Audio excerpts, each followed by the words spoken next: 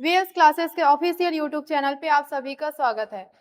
पहले हम इससे पहले जो टॉपिक देख चुके हैं, हमने सेल के बारे में पढ़ा था, कोशिका का पूरा परिचय देखा था, सेल होती क्या है, कैसे बनती है, किन्होंने इसकी खोज की थी, क्या चीज़ होती है, उसके बारे में हमने पढ़ा था डिटेल में।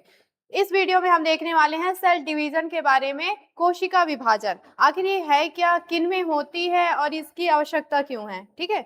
तो सेल डिवीजन यानी कोशिका विभाजन, इसमें कोशिका जो है टूटती है या विभाजित होती हैं, ठीक है। और कोशिका जो है विभाजित होकर के नई कोशिकाएं बनाती है और अलग अलग प्रोसेस होते हैं, मतलब अलग अलग टाइप की कोशिका विभाजन होती है और जो कि अलग अलग कामों के लिए जो है निर्धारित होते हैं, ठीक है। इन सारी चीज़ों को हम आज की वीडियो में देखने वाले हैं। वीडियो आराम से देखिएगा, सारे इंपॉर्टेंट फैक्ट हम कवर करने की कोशिश कर रहे हैं, जो आपके लिए सारे जो भी आपके एग्जाम है उसको कवर करेगा, यूजफुल होगा आपके लिए। तो वीडियो पूरा देखिएगा। चलिए स्टार्ट करते हैं।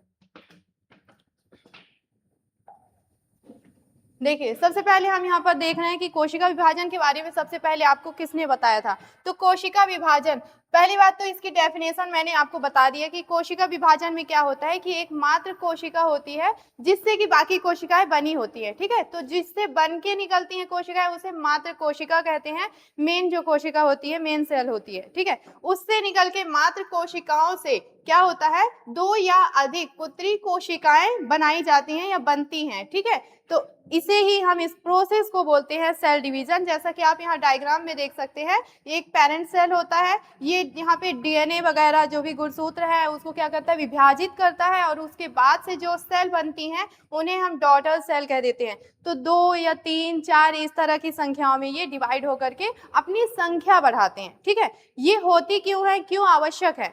तो देखिए, हमने पहले वीडियो में पढ़ा था कि जो सेल है वो जीवित कोशिकाओं में पाया जाता है, यानी सजीवों में पाया जाता है। तो सभी सजीवों में ही प्रोसेस होती है सेल डिवीजन की, ये चीज़ ध्यान रखिएगा, ठीक है।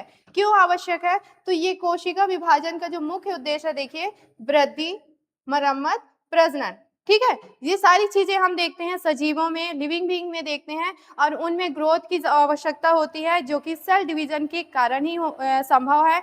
मरम्मत यानी कोशिकाओं या ऊतकों की मरम्मत, टूथ पूथ की मरम्मत। जब भी हमें चोट लग जाती है तो उस जगह में क्या होती है, वहाँ की जो कोशिका है वो नष्ट हो जाते हैं। तो जो बाकी दूसरी कोशिकाएं होती हैं वो डिवीजन करती हैं और फिर मल्टीपल सेल्स बना के उस घाव को भरती है, ठीक है। तो अलग अलग प्रोसेस है यहाँ पे कोशिका डिवीजन की, तो हम देखेंगे यहाँ पे, ठीक है। तो मरम्मत में ये सहायक होती हैं। इसके बाद प्रजनन में, ठीक है, प्रजनन में यानी कि नई संतान कोशिका, संतान उत्पत्ति में भी कोशिका डिवीजन जो है, सेल डिवीजन जो है, अपनी महत्वपूर्ण भूमिका निभाता है।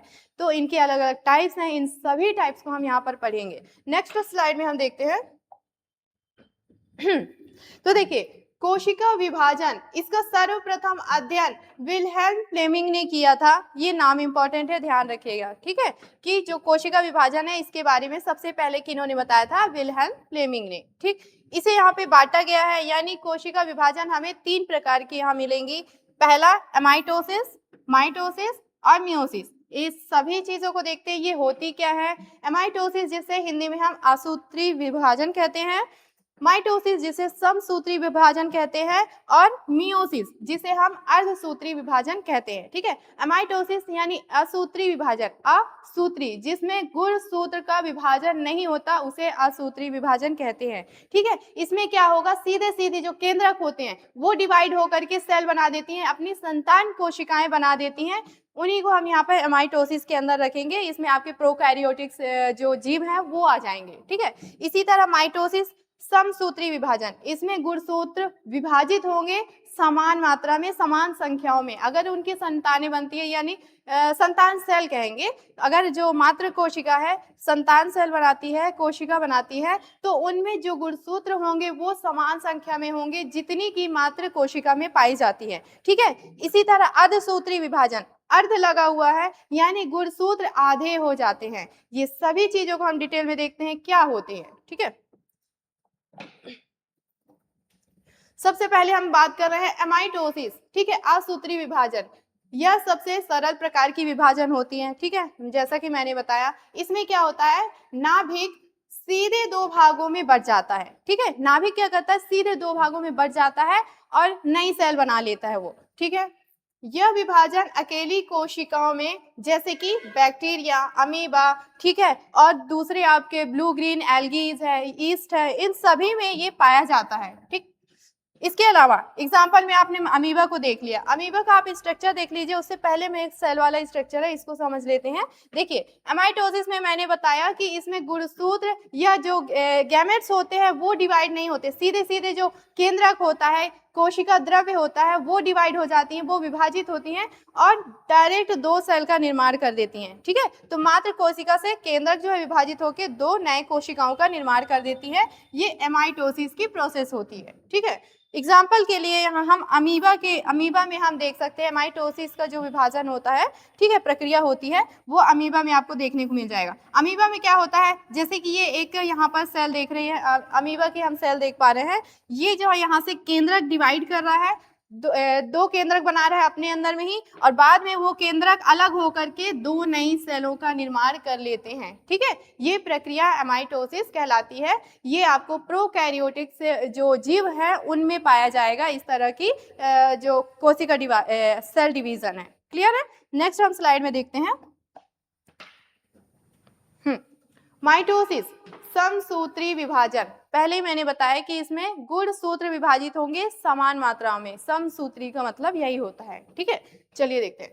यह विभाजन सामान्य शरीर कोशिकाओं में होता है। ठीक है, इसमें माता कोशिका से दो पुत्री कोशिकाएं बनती हैं। ठीक है, क्या होती हैं कि एक माता कोशिका होगी, उससे दो संतान कोशिकाएं बनेंगी, और सबसे इंपॉर्टेंट चीज इसमें देखिए कि माइटोसिस वृद्धि और ऊतक मरम्मत में मदद करता है। ठीक है, दूसरी चीज, दोनों पुत्री कोशिकाओं में गुणसूत्रों की संख्या समान होती है।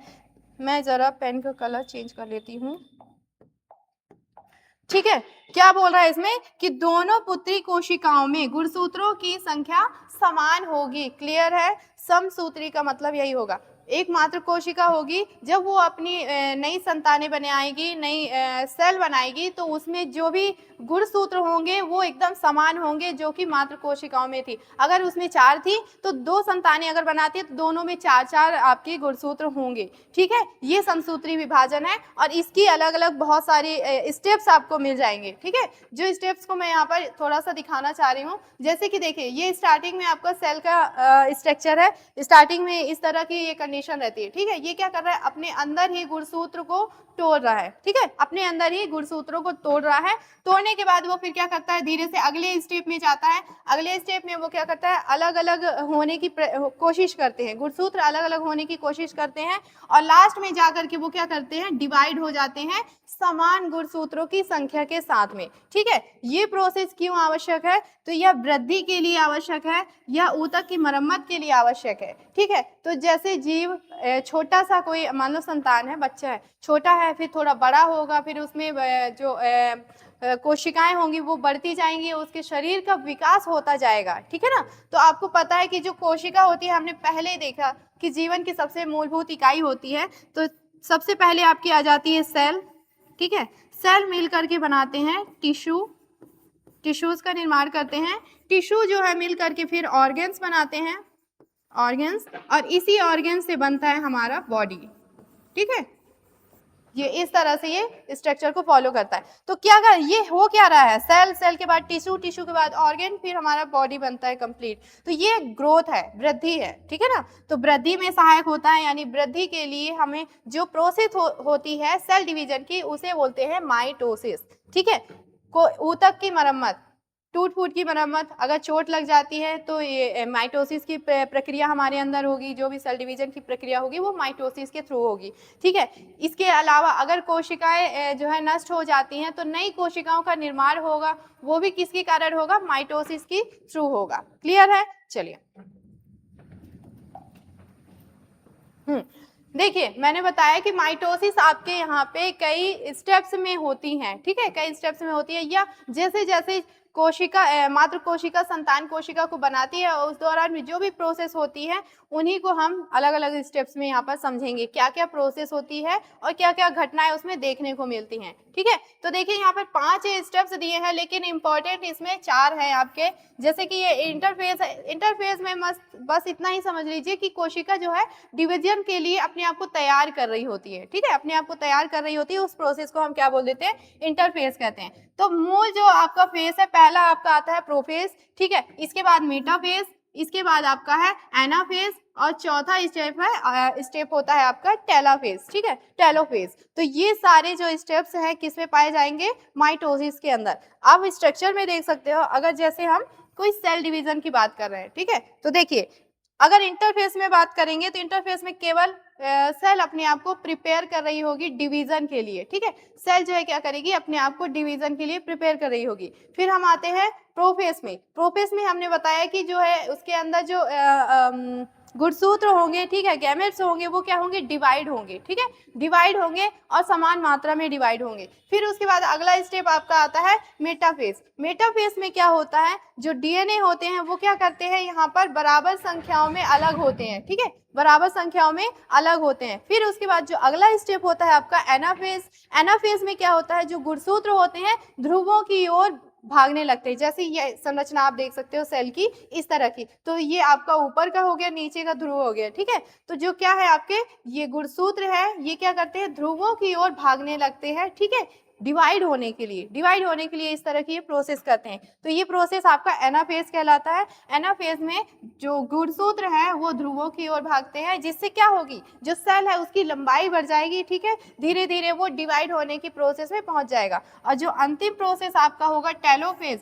टेलोफेज के आते आते क्या होगा, जो गुणसूत्र है और जो कि आपके जो केंद्रक हैं वो सभी मिलकर के दो नई अलग कोशिकाओं का निर्माण कर लेंगे, और मात्र कोशिका में जितने आपने गुणसूत्र देखे थे वो सभी उतनी ही बराबर संख्याओं में उन दोनों में पाए जाएंगे। ये माइटोसिस की पूरी प्रोसेस है। ठीक है, एक मिनट। ठीक है, नेक्स्ट स्लाइड में हम देखते हैं।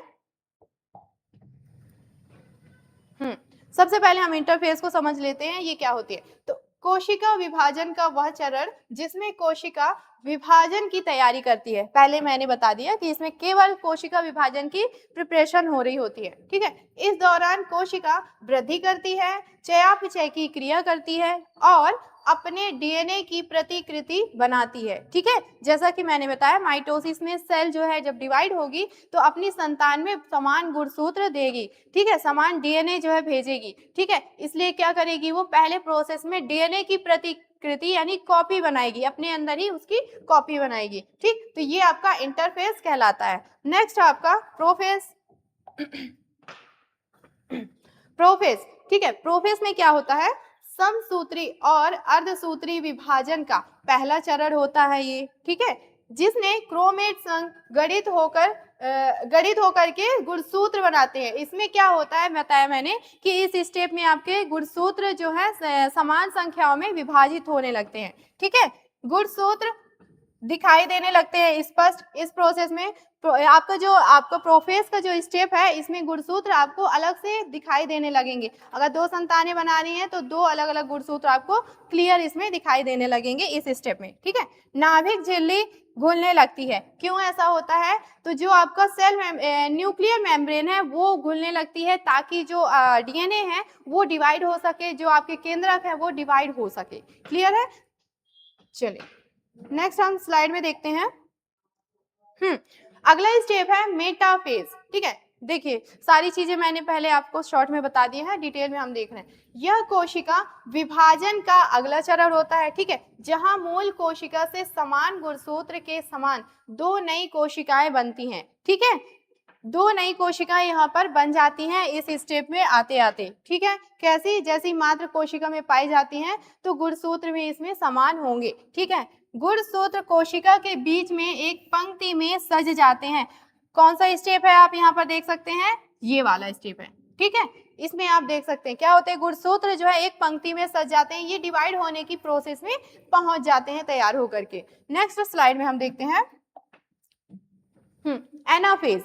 एनाफेज इस चरण में क्या होता है देखिएगा, गुणसूत्र के दोनों भाग विपरीत ध्रुवों की ओर खींचने लगते हैं, जैसा कि मैंने आपको बताया। ठीक है, यहाँ आप डायग्राम भी उसका देख सकते हैं। एनाफेज की कंडीशन में सेल क्या करती हैं कि जो डीएनए है डिवाइड हो चुके होते हैं, जो उनके केंद्रक हैं डिवाइड हो चुके होते हैं, वो ध्रुवों की ओर खींचने लगते हैं, ध्रुवों की ओर जाने लगते हैं। ठीक है, नेक्स्ट, जैसे जैसे जैसे गुणसूत्र ध्रुवों की ओर बढ़ते हैं, कोशिका लंबी होती जाती है। बिल्कुल उसका इम्पैक्ट सेल में आपको दिखेगा, उसकी जो संरचना है उसमें आपको देखने को मिल जाएगी। ठीक है, यह चरण सबसे महत्वपूर्ण होता है, जो कि यह सुनिश्चित करता है कि प्रत्येक संतति कोशिका में गुणसूत्र की संख्या समान हो। ठीक है, सबसे इंपॉर्टेंट फैक्ट है माइटोसिस में, ध्यान रखिएगा कि जब भी सेल डिवाइड होगी और नई संतति कोशिकाएं बनेंगी तो उनमें गुणसूत्रों की संख्या समान होगी, ना कि आधी होगी।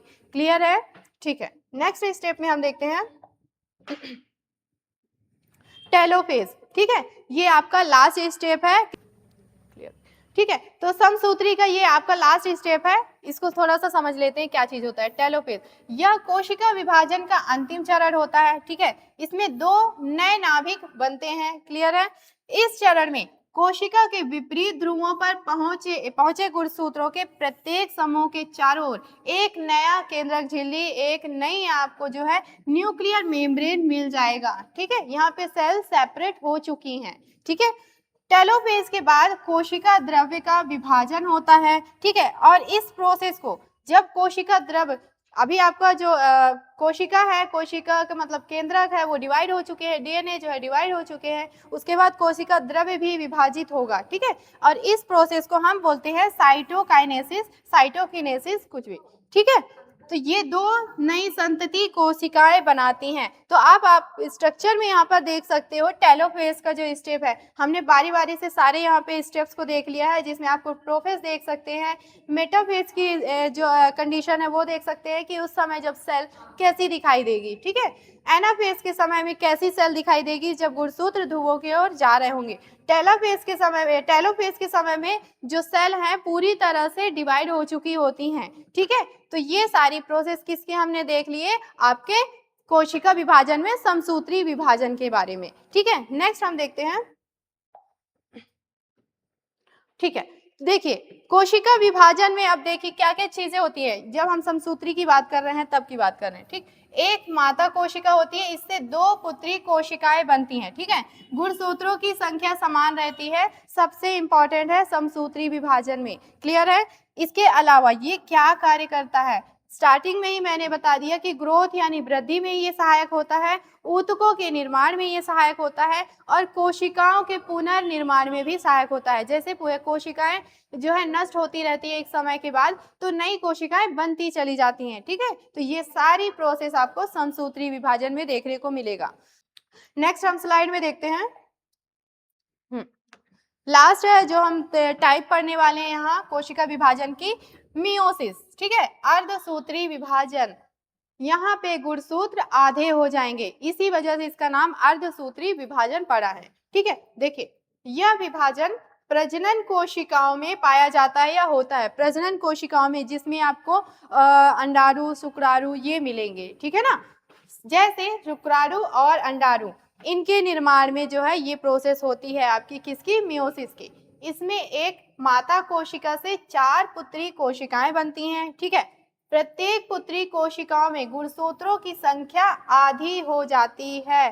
मोस्ट इंपॉर्टेंट फैक्ट है इसका। ठीक है, मियोसिस में क्या होता है, एक मात्र कोशिका से 4 संतति कोशिकाएं बनती है, और जितनी बार ये डिवाइड होंगी उनके क्या होंगे, जो गुणसूत्र होंगे वो उनकी संख्या आधी हो जाएगी। जैसे ह्यूमन बॉडी में कितने आपके होते हैं, 46 होते हैं, यानी 23 मतलब 23 जोड़े जो है गुणसूत्र होते हैं। जब उनकी संतति या संतानें होंगी तो उसमें गुणसूत्र जो है संख्याएं आधे हो जाएंगी सेल डिवीजन के समय में, ध्यान रखिएगा। ठीक है, एग्जाम्पल के लिए यहाँ पे दे दिया गया है कि 46 गुणसूत्र होते हैं, और मियोसिस के बाद प्रत्येक शुक्राणु या अंडाणु कोई भी कोशिका होगी तो क्या होगा, उसमें 23 गुणसूत्र रहेंगे। क्लियर है?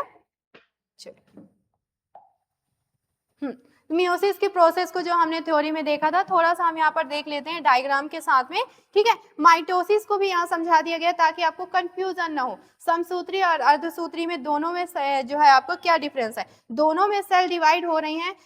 जो आपका समसूत्री है यानी माइटोसिस है, इसमें 2 संतति सेल बनेंगी, दोनों में गुणसूत्रों की संख्या समान होगी। लेकिन वही माइटोसिस की बात करें तो यहाँ पर देखिए आपका पहले ये 2 संतति कोशिकाएं बनाते हैं और उनसे मिलकर के आपकी 4 संतति कोशिकाएं बनेंगी, ठीक है। और जितनी बार ये डिवाइड होंगी गुणसूत्रों की संख्या आधी हो जाएगी। क्लियर है?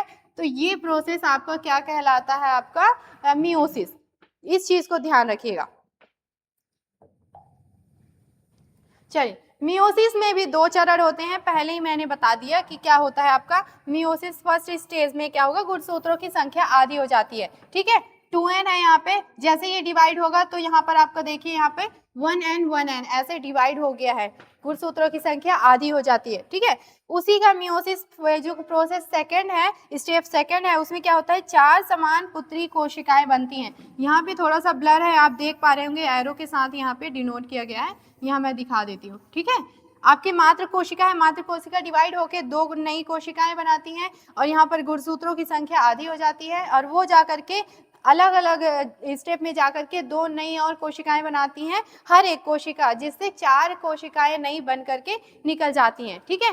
तो ये आपकी पूरी प्रोसेस है गुणसूत्र कोशिका विभाजन की, ठीक है। आसूत्री, समसूत्री और अर्धसूत्री विभाजन। क्लियर है? ठीक है।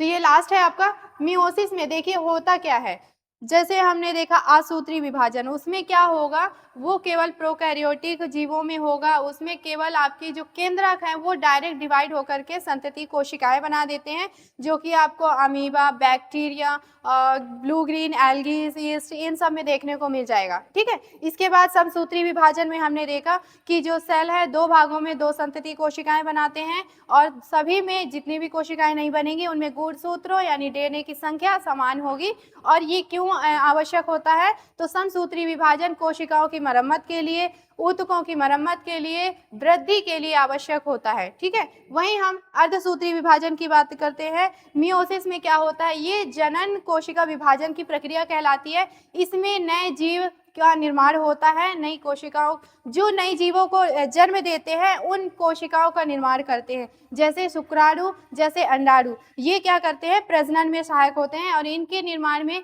कोशिका डिवीजन की जो प्रोसेस होती है उसे अर्धसूत्री विभाजन कहा जाता है। क्लियर है? तो उम्मीद है आपको ये सारे जो कोशिका विभाजन की प्रोसेस है बहुत अच्छे से समझ में आ गई होंगी। तो आज हमने कोशिका विभाजन के बारे में पूरी डिटेल जानकारी यहाँ से ले ली है। नेक्स्ट वीडियो में हम देखेंगे साइंस का कोई इंपॉर्टेंट टॉपिक जो एग्जाम पर्पस से हमारे लिए इम्पोर्टेंट होगा, उस पर हम चर्चा करेंगे, सारे इंपॉर्टेंट फैक्ट देखेंगे।